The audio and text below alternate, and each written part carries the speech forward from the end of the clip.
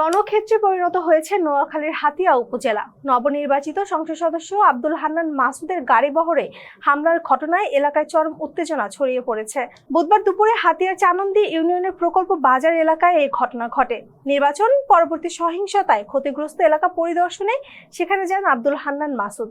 তার সঙ্গে ছিলেন দলীয় নেতাকর্মীরা। প্রত্যক্ষদর্শীরা জানান, গাড়িবহর প্রকল্প বাজার এলাকা অতিক্রম করার সময় আতঙ্কিত হামলা চালানো হয়। লাঠিসোঁটা ও দেশীয় অস্ত্র নিয়ে হামলাকারীরা এগিয়ে আসে। একাধিক ককটেল বিস্ফোরণের শব্দ শোনা যায়। এরপর গাড়িবহর লক্ষ্য করে ইটপাটকেল নিক্ষেপ করা হয়। এ সময় আব্দুল হান্নান মাসুদকে লক্ষ্য করে এলোপাথারি গুলিও ছোড়া হয়েছে বলে অভিযোগ উঠেছে।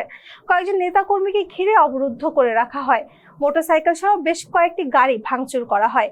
এই ঘটনাকে কেন্দ্র করে পুরো এলাকা রণক্ষেত্রে পরিণত হয়। দুই পক্ষের মধ্যে দফায় দফায় সংঘর্ষ শুরু হয়। চলে ধাওয়া ও পাল্টা ধাওয়া।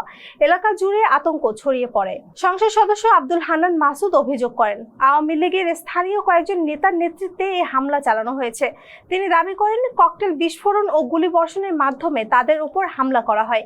এ সময় 5 জনের বেশি নেতাকর্মীকে অবরুদ্ধ করে রাখা হয় বলেও তিনি অভিযোগ করেন। তিনি আরো বলেন, পুলিশের উপস্থিতি থাকলেও হামলাকারীদের বিরুদ্ধে তাৎক্ষণিক কোনো ব্যবস্থা নেওয়া হয়নি। হামলার প্রতিবাদে আব্দুল হান্নান মাসুদ ও তার সমর্থকেরা স্থানীয় প্রকল্প বাজারের সড়কে অবস্থান নেন। তারা ঘটনার বিচারের দাবি করেন। শেষ খবর পাওয়া পর্যন্ত এলাকায় থেমে থেমে সংঘর্ষ চলছে। পরিস্থিতি এখনো উত্তেজনাপূর্ণ রয়েছে।